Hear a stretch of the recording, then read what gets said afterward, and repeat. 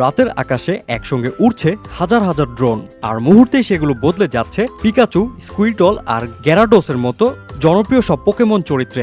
এমন অসাধারণ দৃশ্য দেখতে হাজারো মানুষ ভিড় জমিয়েছিলেন দক্ষিণ কোরিয়ার বুসানে বিখ্যাত গোয়াং আলি বিচে। রবিবার রাতে আয়োজন করা হয় ৩০তম প্রতিষ্ঠাবার্ষিকী উপলক্ষে এক বিশেষ ড্রোন শো। শো শুরুর আগে বুসান স্টেশনের বাইরে রাখা হয়েছিল বিশাল আকৃতির পোকেমন ভাস্কর্য, আর রাত নামতেই হাজার হাজার ড্রোন উড়ে আকাশ জুড়ে ফুটিয়ে তোলে পিকাচু, স্কুইরটল, গ্যারাডোস সহ জনপ্রিয় অনেক পোকেমন চরিত্রের অবয়ব। পুরো সৈকত তখন পরিণত হয় এক বিশাল অ্যানিমেশন ক্যানভাসে। বুসানে প্রতি সপ্তাহে ড্রোন শো অনুষ্ঠিত হয়, তবে এবারের পোকেমন থিমের বিশেষ আয়োজন দেখতে সাধারণ দিনের তুলনায় অনেক বেশি মানুষের সমাগম হয়। দক্ষিণ কোরিয়ার বিভিন্ন প্রান্ত থেকে পরিবার নিয়ে হাজির হন অসংখ্য পোকেমন ভক্ত।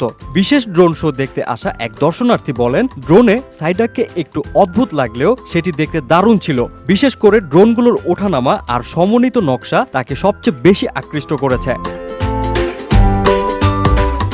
প্রযুক্তি আর কল্পনার এমন দারুণ মেলবন্ধন যেন এক রাতের জন্য বুসানের আকাশকে রূপ দিয়েছিল পোকেমনের জগতে।